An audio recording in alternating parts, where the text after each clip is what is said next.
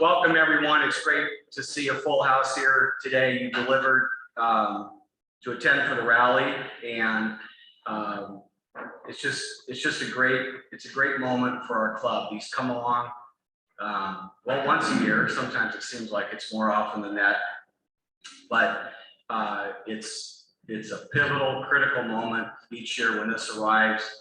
A lot of work put in by a lot of people, and things are looking great. They really are. We're getting to the point where we're ready to focus on weather and riders, and that's always a good moment. So I'm going to go through a few slides here and get you updated on some things, and we've got two great speakers to talk about their family history of racing. I think you'll find that interesting. But in the meantime, let's get going with the obvious.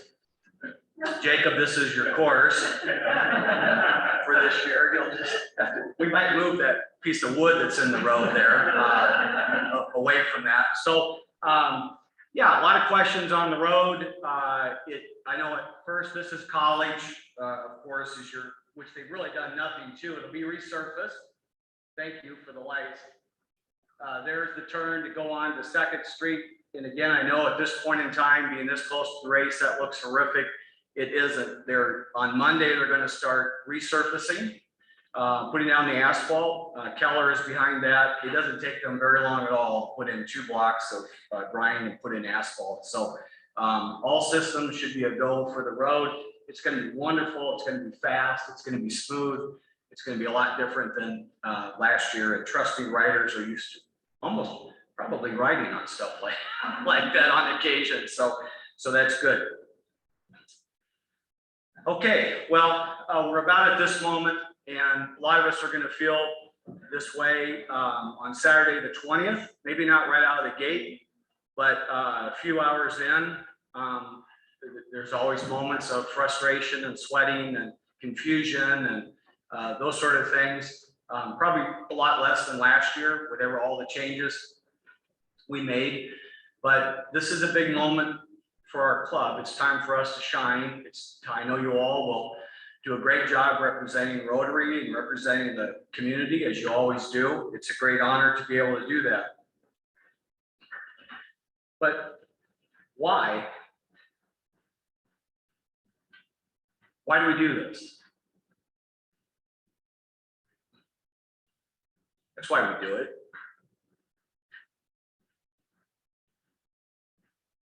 It's as simple as that. We serve and we provide, we fill need, we reward for scholarships and grants and those sort of services. We work hard, we volunteer, we feed, we nourish. That's why we do it. It's in our heart to serve. That's why you join the club, and that's why when you're out there Saturday, maybe things get a little bit bleak, then a little bit bleak, then and then remember this. I'm sure you will. So the Criterium is an amazing community event that so many people and businesses benefit from. But let's not forget what the heartbeat of the Criterium represents. And it's our largest fundraiser. It wasn't that out of the gate for sure, but it's become critical now for our giving down the road. It allows us to keep donating and to those that need it and provide service above self. So, it turns into a big party. It's a great athletic event. The kiddos are there. And, but let's not forget, its purpose. And I try to get that message out to people beyond our club so they understand the true purpose of the Criterium and what it takes. That's pretty amazing. Give yourself a round of applause for that.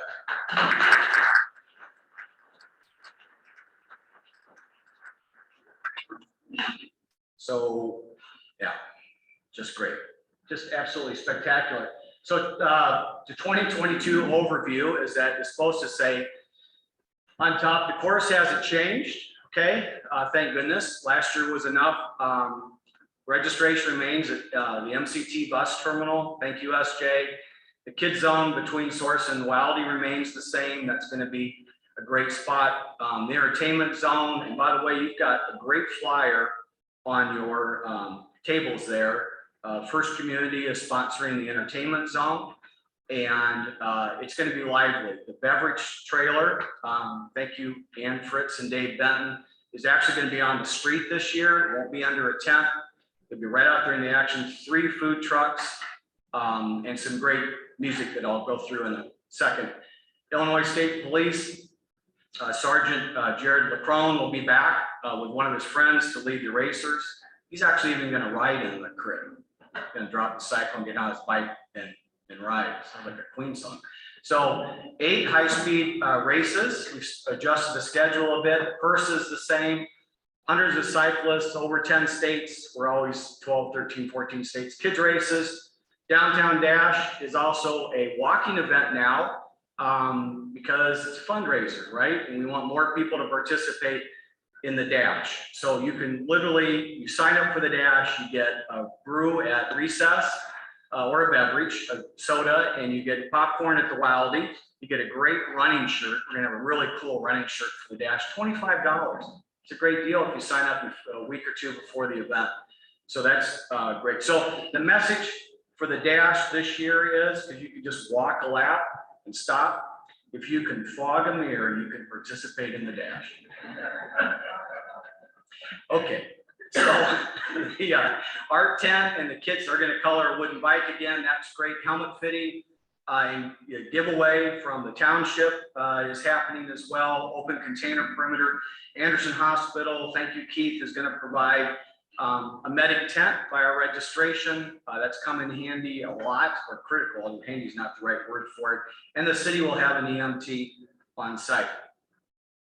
The schedule, around 10:30, the first shift of volunteers will arrive at the bus terminal. 11:30, roads begin to close. Takes the police and public works about a good 15 minutes or so. There's a lot going on to try to get the traffic diverted, so we need to be patient with that. And out come the hay bales and the barricades, thousands of feet of barricades. A lot of tents have already been set up on Friday.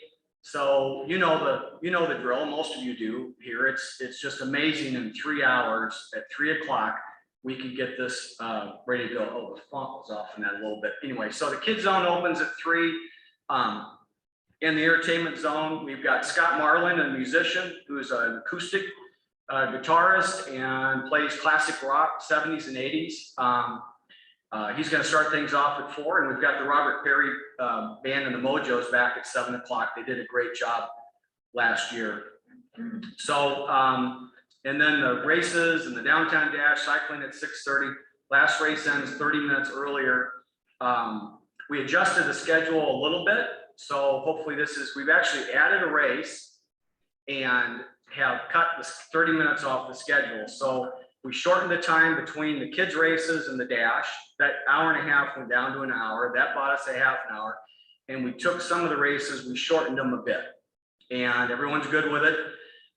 It's fine. So we added a Masters 50, 60 plus race. So there's a lot of opportunity for people, that's for sure, the racers, that is, to have a variety of races.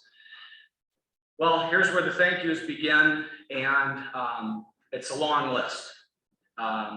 It really is. From the mayor to the chief of police, the fire chief, city administrator, public works, parks, streets with Matt Tall. I mean, it's an amazing, the parts that move through this. It starts around February. Raise committee, Janet's on that. I mean, it's quite a process, and it always comes together. Sometimes it seems like it won't, but it always does. And we get it going. The township is again supporting us with a $7,000 contribution for safety. So that's spectacular. So thank you for the trustees. Sherry, thank you for the graphic design. I mean, I know I talked to her about this, and sometimes there's numerous requests to change things. She is very gracious in how she treats us from a billable standpoint. Trust me, we would be, yeah, that's all I really have to say. So let's keep that in mind when you see that printing. So she's a special person, and of Paul Harrisville. So, Steve, you want to come up? We're going to go through some sponsor information. Well, sure, that's fine. Yeah, you've been there before. Hello, everyone. From the sponsorship standpoint, I'm going to first, it's kind of a working committee that's got a lot of others involved. Myself, Tim Harris joined us, and Brian's in a little bit of everything, helps with sponsorship.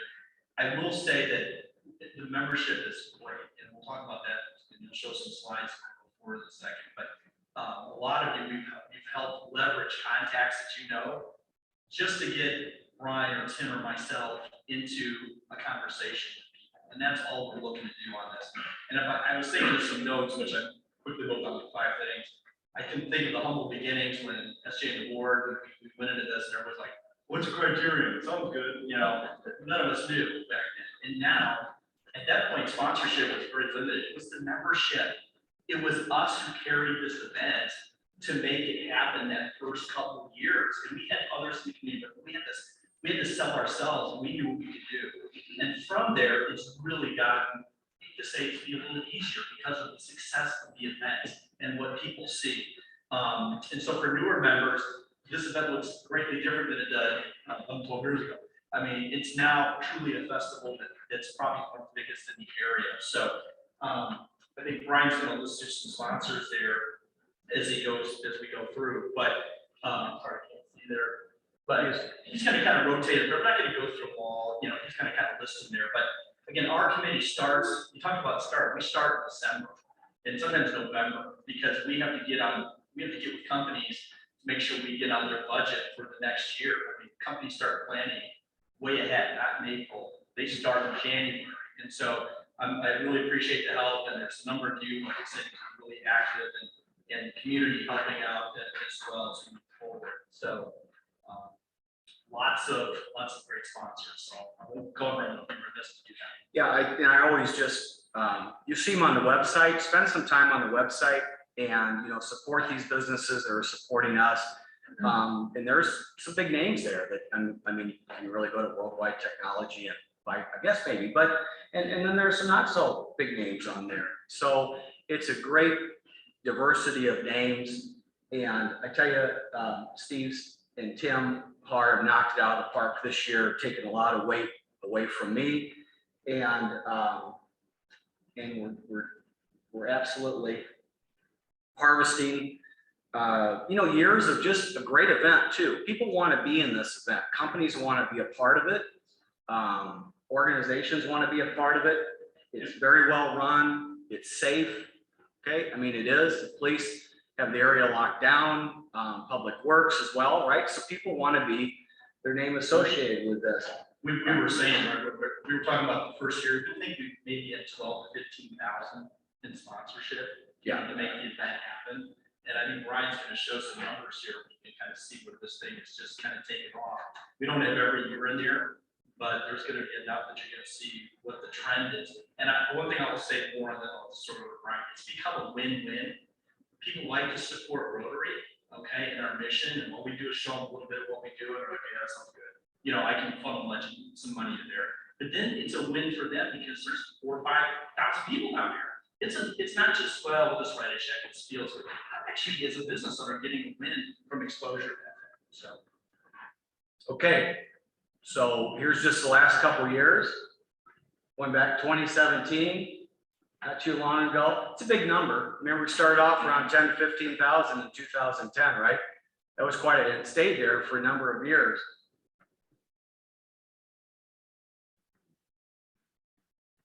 It was a Jackie Joyner year in 19. We missed 20, of course. Last year was terrific. Drum roll.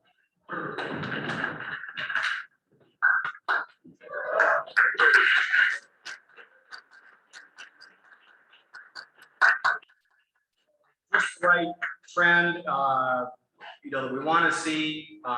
It's crazy to think that someday we could be over 100,000 just in sponsorships. Of course, we'll have rider revenue, right? And we'll have revenue, as you see on the table there. Chick Fritz is donating every penny of the beverage sales to Rotary.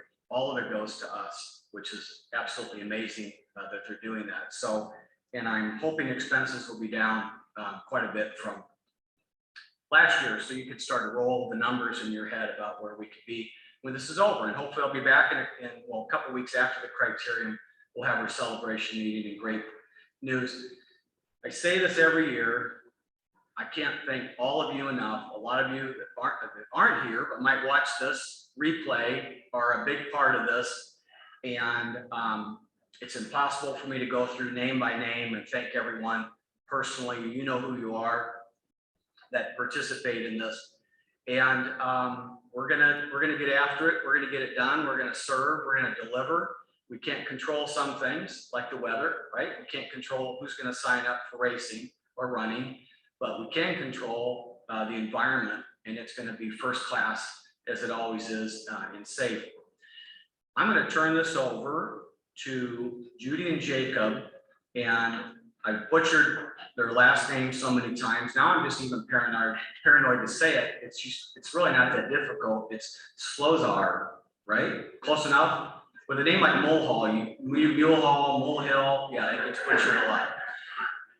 Judy and Jacob are going to take over. Musana, do you have their program going? And they're going to, as soon as he gets that going, to talk a bit about their family and racing. And they're going to talk for a short while, and then they're going to open it up to questions. I know we're kind of leaning in on time a little bit. Judy came to me earlier this year and said, we want to support the event. We are a family that's benefited from junior racing and then women's racing. Your husband, John, races too, right? Okay. So she said, we want to be race sponsors. So they have taken over the junior race sponsorship, okay, this year, and the women's 3-4 and novice race, a really incredible financial gesture on their part to do that, but obviously this means a lot to them. Judy's been promoting, and Jacob, our race in their race circles, spreading the word about the Criterium, so that's wonderful. They're doing a lot more than just cutting a check, for sure. So what do you think about it? So yeah, to be ready in a minute. You don't work in technology, do you? Sometimes So I think you'd be a little quicker being a tech guy, but you know. So we'll have it ready in a second. The suspense is killing you.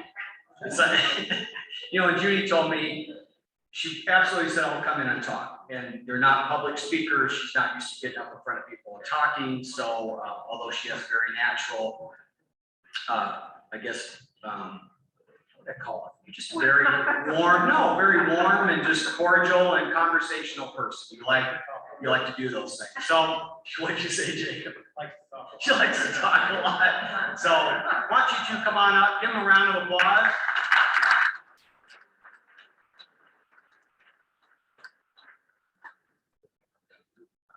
yeah, that's fine. Yes.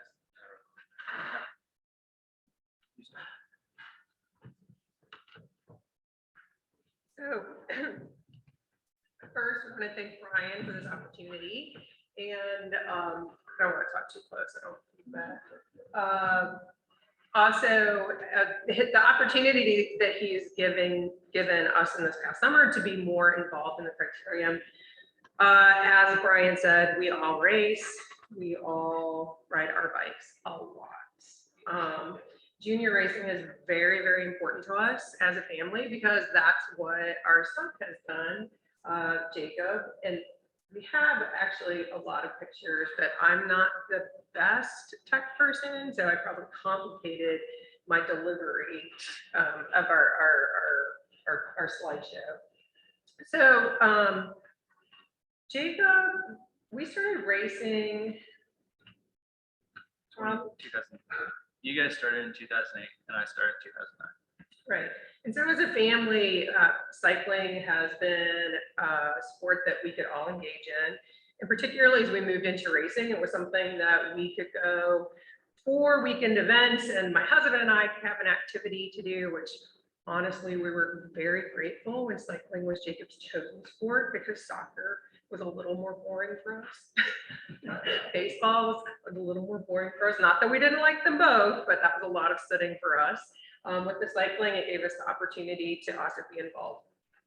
So Jacob started racing in 2010. Nine. This started in 2009, right? That was when Yeah. the first. 10. It was 10? Okay, then it was Yeah. 2010. So at the time, Jacob was still 9 years old at the time of the race. Technically, though, that made him legal, race age legal. And so this is his picture from the very first Rotary Criterium. I got very last in the juniors race. And he has now raced it every year. He is now, Jacob has a pro license, professional license as a racer, has raced professionally, Semi-professional. well, semi-professionally. He races with an elite, not to get into all the details, but an elite cycling team. Basically, our team races, we do the pro races and we race at the pro level, but we don't get paid. So, unless we make the money in the race, but other than that. Right. They have raced at professional nationals for the past 2 years, though. Yeah. And cycling has been an amazing opportunity for Jacob. And juniors cycling, we strongly feel, is not a sport that a lot of people are aware of opportunities this provides. Jacob currently is attending Lindenwood University. He is on a cycling scholarship. We have our summer child, one of our summer children, Bradley, here. Bradley is from South Africa. He is also at Lindenwood on a cycling scholarship. And then stayed for the summer. They're racing with the elite team, Team Mac, and then they're getting ready to go back to school, where they will be preparing for track nationals. I think through probably Jacob is the best person to speak to what cycling opportunities have given him. I can say for us as parents, in addition to a sport that we could engage in with him, we've seen it develop an amazing amount of perseverance and dedication. So since Jacob was probably 12, he has made cycling his primary sport. And what that has meant for him is often training 10 to 15 hours a week, which is something that he continues to do, and that he's balanced with school throughout the whole time, and with his friendships as parents. It kind of kept him out of a lot of trouble. Because we would just be like, well, you got to focus on your training, and we didn't put a lot of pressure on it. These were his choices, but we would be gone a lot on weekends for races, and we would travel for them. So it really limited his opportunity to be involved in some of the more typical teenage trouble. Cycling as a whole has given us a lot of opportunities to travel. As a family, we've traveled all over the country. We've taken a few trips to France.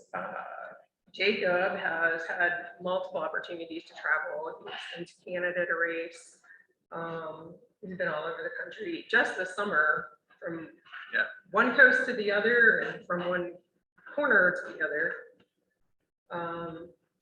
And maybe we can kind of flip through our pictures. We're gonna skip that one. That's me when I was like 11. Yeah, ideally, I had, again, my tech skills have really compromised. It's supposed to be just a slideshow so that you could just see some of the pictures we've accumulated over time.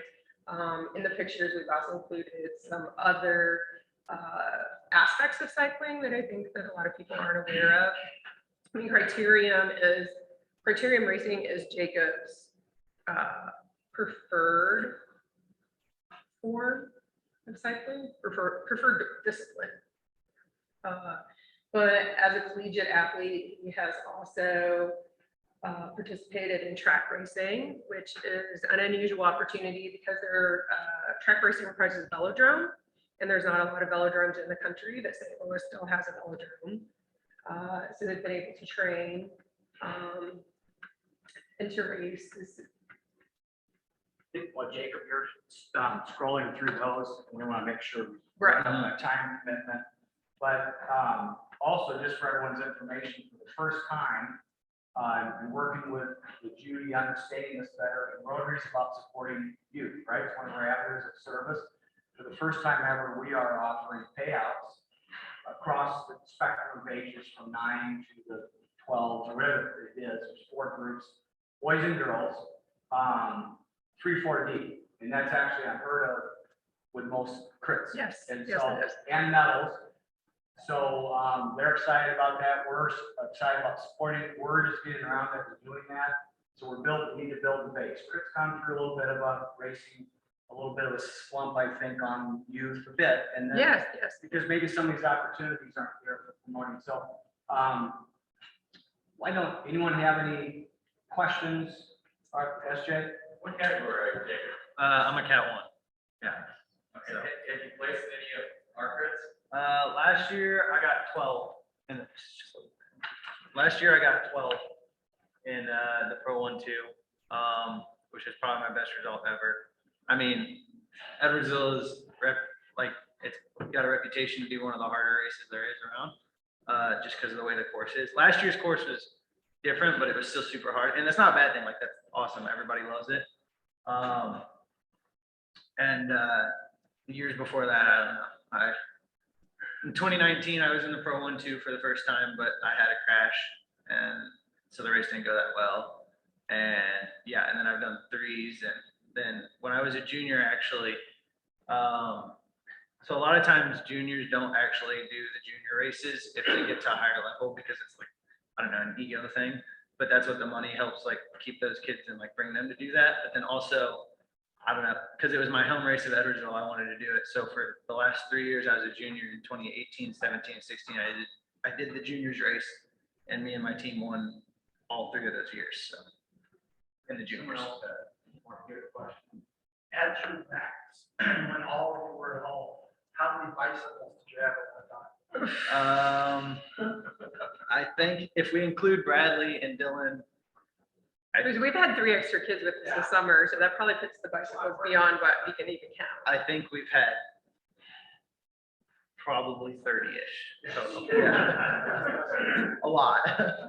Easily, we probably within just our family, we probably have 25. We have a lot. Do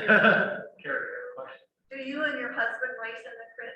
I have, but frankly, I'm not the best racer. It requires a lot of willingness to risk, and I don't have that. So I have most years, but I think I'm ready to move past crit racing. Do you do other racing? Yes, I do.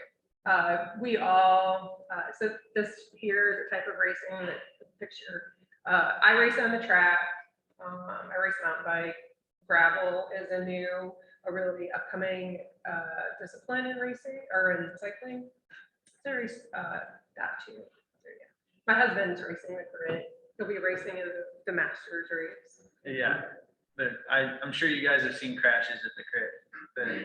The crits are a little more high risk just because of the way, like, the nature of them. So there tends to be a lot more crashes, but Yeah, we don't want to highlight that part, but that's why I'm not the best crit racer, because it requires a willingness to really be in You said there. our course was hard. What makes it challenging or hard or fun? The corners. I mean, you see the map here, like, there's not many races that have 1 over 90-degree turn, let alone 2. And in the past, on the old course, there was still only 1, but those back 90-degree turns were tight and fast. And every time you go through the corner, you're like sprinting out to get back up to speed. And then there's always a battle. Like, people don't realize how physical the sport is, like, especially in the higher up categories. There's a lot of like bumping, and like, you're not supposed to headbutt, but there's like elbowing and shouldering going on. And so like that into the turns and stuff. Yeah. And then that second to last corner, the one getting repaid up onto College Street, you're coming into it so fast. And then it's like 1 wide, maybe 2 if you're lucky. And then everybody squeezes in and sprints up the hill. And yeah, it's such a fast paced, high intensity course. Yeah.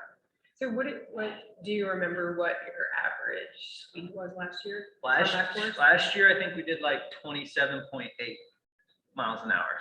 So yeah.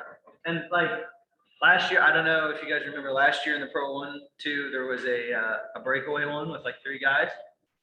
Usually if it's a harder race, it tends to be a breakaway like that, just because like there's, like the tight corners make it harder for everybody to stay together if 3 slip away. And I actually, the kid who won goes to school with us, but hopefully I can beat him this year, but he's bringing up. Yeah, root for Jacob, yeah. Yeah, He's so like our hometown guy. our team MAC team is a domestic elite, which is that like pro but doesn't get paid level, but he's bringing his whole team from Indianapolis, which is also a domestic elite team. So. Judy and Jacob, they're gonna be around for questions afterwards, of course, but we want to thank you so much for sharing some of the family experiences with us, these photos.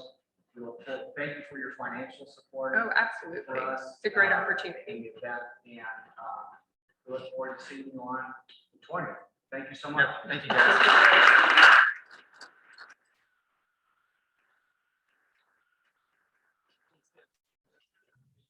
Jacob and Bradley, please sit down. I'm gonna give you this. Okay. Oh, thank you.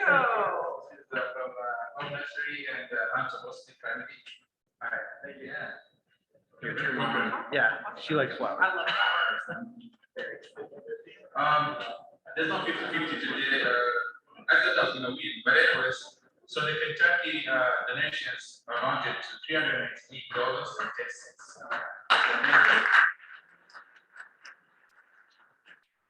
Next week's program is Mike Bowling